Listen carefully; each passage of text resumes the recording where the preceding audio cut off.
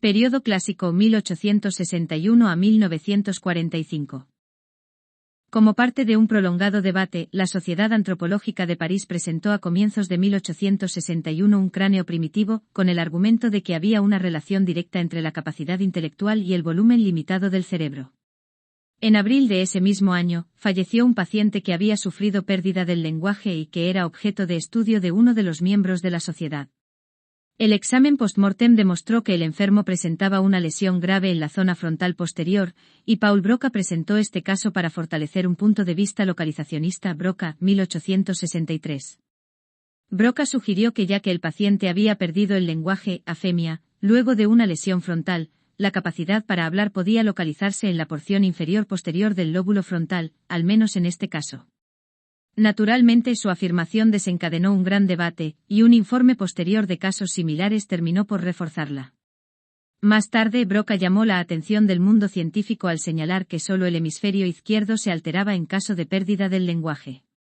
Agregó que cuando un paciente perdía el habla, la patología se localizaba en el hemisferio izquierdo, en tanto que las lesiones que afectaban la misma región del hemisferio derecho no producían la pérdida de la capacidad lingüística.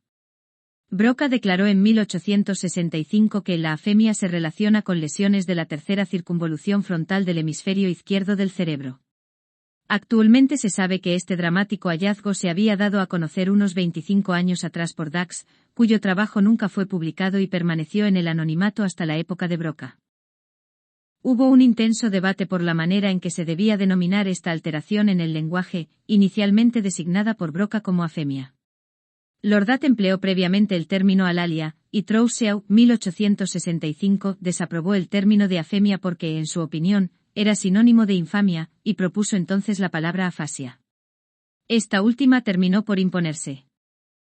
El segundo gran avance en el enfoque localizacionista del lenguaje, y por ende, de toda la actividad cognoscitiva, ocurrió con la publicación de la tesis doctoral de un estudiante alemán, Karl Wernicke, en 1874. Wernicke propuso la existencia de dos tipos de afasia, motora y sensorial, separables clínicamente, y apoyó su punto de vista en correlaciones clínico-anatómicas. Posteriormente postuló un tercer tipo de afasia, la afasia de conducción, basándose en la descripción diagramática de las áreas del cerebro que participan en el lenguaje. Más tarde, junto con Lichtheim, dio a conocer un modelo de clasificación de las afasias al que se conocería como el esquema de Lichtheim-Wernicke. Luego de la presentación inicial de Wernicke, se hicieron populares tanto la búsqueda de correlaciones clínico-anatómicas de las diferentes variedades de afasia como el empleo de diagramas para explicar las alteraciones en el lenguaje. En esa época surgió una serie de esquemas y clasificaciones de diferentes síndromes neuropsicológicos. Los localizacionistas suponían que áreas específicas del cerebro, centros, se relacionaban con aspectos particulares de la actividad psicológica, y demostraban este supuesto al correlacionar defectos específicos y exámenes post-mortem, señalando que la patología se localizaba en sitios específicos del cerebro. Tales hallazgos clínicos solían expresarse con el lenguaje psicológico de la época e imágenes auditivas, impercepción, esquemas verbales, ceguera psíquica, etc., y las asociaciones clínico-anatómicas hacían referencia a los efectos de la patología cerebral sobre estas supuestas funciones. Así se propuso un centro glosokinético, un centro de la escritura, un centro de las imágenes auditivo-verbales, un centro de la lectura, etc., supuestamente demostrables a través de correlaciones clínico-anatómicas. Entre los investigadores que apoyaron este enfoque inicial debe mencionarse a Lichtheim, 1885, Charcot, 1877, Bastian, 1898, Kleist, 1934, y Nielsen, 1936. La primera descripción sobre alteraciones perceptuales consecuentes al daño cerebral la realizó Munk en 1881, quien observó que los perros con daño parcial y bilateral de los lóbulos occipitales no podían reconocer o reaccionar adecuadamente ante los objetos ya conocidos, aunque sí podían evitar los obstáculos colocados en su camino. Munk interpretó esta incapacidad visual no propiamente una ceguera como una pérdida de la memoria de las imágenes de la experiencia visual previa, y la denominó ceguera psíquica. Lee Sauer, 1890, presentó una primera descripción detallada de este fenómeno en seres humanos. Freud, 1891, propuso el nombre agnosia, que finalmente reemplazó al de ceguera psíquica utilizado por Munk, asymbolia, empleado por Finkenburg en 1870, e impercepción, propuesto por Jackson en 1864. Más tarde, por agnosia no solo se hacía referencia a alteraciones perceptuales en el sistema visual, sino también a las alteraciones perceptuales auditivas. Agnosias auditivas y a los trastornos perceptuales somatosensoriales, agnosias táctiles, a la falta de percepción del propio cuerpo, agnosias somáticas o asomatognosias, y a la carencia de reconocimiento espacial, agnosias espaciales. Cuando estaban vigentes las correlaciones clínico-anatómicas, un grupo importante de investigadores se adhirió a otro punto de vista muy diferente sobre los trastornos consecuentes al daño cerebral, a partir de una interpretación más holística y global sobre el cerebro. Juglins Jackson, 1864, neurólogo inglés, abordó estas alteraciones cognoscitivas desde un punto de vista dinámico y psicológico, más que estático y neuroanatómico. Se refirió a lo que denominó síntomas de decremento pérdida específica resultante del daño y síntomas de incremento aumento de otras funciones como consecuencia del decremento de una función particular en caso de daño cerebral. Lo que encontramos en el paciente no es solo el efecto de la lesión en un sitio particular del cerebro, sino lo que resulta de los cambios globales que ha sufrido el cerebro. Aunque la opinión de Jackson fue rechazada durante muchos años y no se integró a la literatura, finalmente logró una influencia considerable. De igual manera, Sigmund Freud, en su monografía sobre las afasias publicada en 1891, mostró una gran influencia de Jackson y criticó abiertamente a los constructores de diagramas. Su trabajo, sin embargo, mereció muy poca atención, pues se vendieron únicamente 257 copias en 10 años, hasta 1906, cuando se llevó a cabo la presentación dramática de Pierre Marie. El punto de vista holístico recibió poca atención. Marie presentó un artículo al que tituló con irreverencia: la tercera circunvolución frontal no desempeña ningún papel especial en las funciones del lenguaje, el cual le permitió continuar con la polémica. Entonces se efectuó un debate similar al de 1861, en el que de Gerin, un defensor del punto localizacionista clásico, se opuso al punto de vista holístico de Marie. Aunque no hubo acuerdos importantes, el punto de vista holístico se consolidó, y logró un número importante de adherentes durante la primera parte del siglo XX, entre los cuales debe mencionarse a Head 1926, Wilson 1926, Pick 1931, Weissenburg y McBride 1935, Bebman 1951 y Bay 1962. En 1900 Liebman introdujo el concepto de apraxia, para indicar la incapacidad de realizar determinados movimientos por orden verbal, sin que hubiera parálisis de la extremidad correspondiente. Sin embargo, ya en 1871 Steinthal se había referido a la falta de relación entre los movimientos y el objeto a que conciernen, y en 1880 Gogol había señalado que la utilización errónea de los objetos puede originarse en trastornos gnósicos.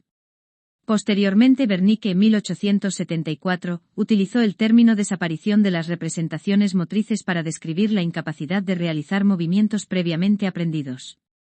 Finkenburg, 1885, se refirió a la asimbolia como la imposibilidad de utilizar los signos convencionales, tanto del lenguaje como de otros sistemas simbólicos. En consecuencia, puede haber diferentes formas de asimbolia. Por su parte, Meinert, 1890, hizo mención de la asimbolia motriz, es decir, la incapacidad de utilizar objetos debido a una imposibilidad en el surgimiento de las imágenes de inervación. Pese a todo, se reconoce a Liebman como el autor del concepto de apraxia. Además, 1900 distinguió tres tipos diferentes de apraxia: melocinética, ideomotora e ideacional. Se cree que Rieger, 1909, fue el primer investigador que llamó la atención sobre el hecho de que algunos pacientes con daño cerebral tienen dificultades para ensamblar objetos. Más tarde Kleist, 1912 y posteriormente Poppelreuter, 1917, hablaron de apraxia óptica para describir las dificultades que tienen algunos pacientes para realizar actividades que requieren un adecuado control visual de los movimientos, como dibujar, y que es evidentemente diferenciable de la apraxia ideomotora. 10 años más tarde el propio Kleist aportó el término apraxia construccional para designar las alteraciones en las actividades formativas, como ensamblar objetos, construir figuras o hacer dibujos, en las cuales la forma espacial del producto es inadecuada, sin que exista apraxia para los movimientos simples, apraxia ideomotora, y haya, en cambio, una buena percepción visual de formas y suficiente capacidad para localizar los objetos en el espacio. No se trata propiamente de una apraxia ni de una agnosia, por lo que algunos autores consideraron más adecuado calificarla como una apractoagnosia. Lange, 1936. En la década de 1920 se distinguen nuevos tipos de alteraciones en la organización de los movimientos. Marie et al. 1922 utilizaron el término planotopoquinesia para referirse a un síndrome que incluye no solo las dificultades para orientar los movimientos espaciales necesarios para vestirse, sino también trastornos en el cálculo y en la orientación en mapas. Posteriormente, esta dificultad para orientar los movimientos necesarios para vestirse fue analizada por Brain 1941, quien se refiere a una forma específica de apraxia del vestirse, es decir, la incapacidad para ubicar sin error la vestimenta en el propio cuerpo. Henry Head 1926 presenta una aproximación clínico-psicológica en el estudio de las afasias.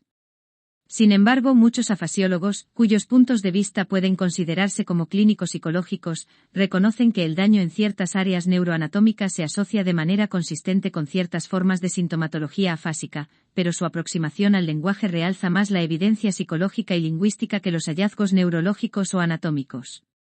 La mayoría de los holistas mencionados emplea correlaciones psicológicas para aproximarse al problema clínico de las secuelas del daño cerebral.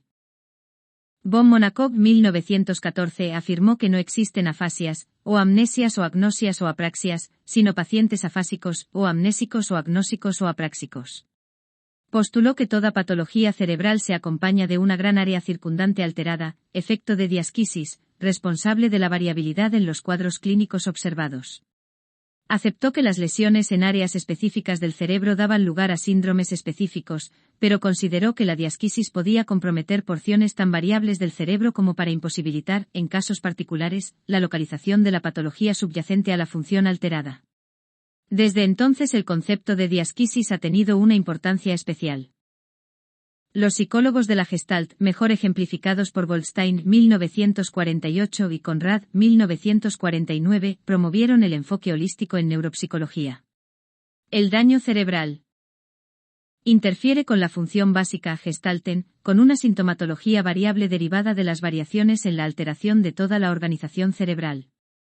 El enfoque gestáltico sustituyó los conceptos psicológicos de las teorías neuroanatómicamente basadas y tuvo una gran influencia en todas las esferas de la psicología, incluyendo las referentes a las alteraciones del lenguaje. El apoyo científico para el enfoque holístico provino también de la experimentación animal de Lasley, 1929, cuyos trabajos iniciales sugirieron que la función cerebral no era el producto de una estructura neuroanatómica específica, sino que resulta de la participación integrada de una masa extensa de tejido cerebral. Lasley y sus seguidores incorporaron mediciones estrictas y técnicas observacionales en psicología, pero finalmente, estos estudios terminaron por afirmar la importancia de estructuras cerebrales específicas en diferentes funciones psicológicas. Aun cuando la mayoría de los estudios contemporáneos sobre las afasias se niegan a aceptar el punto de vista gestáltico propuesto inicialmente, algunos autores mantienen todavía cierta posición holística, o bien aceptan aspectos del enfoque dinámico holístico. Su influencia continúa siendo, en alguna medida, importante. Hacia mediados del siglo XIX ya se había descrito la mayoría de los síndromes neuropsicológicos, y se conocía suficientemente la participación de cada hemisferio cerebral en diferentes procesos neuropsicológicos.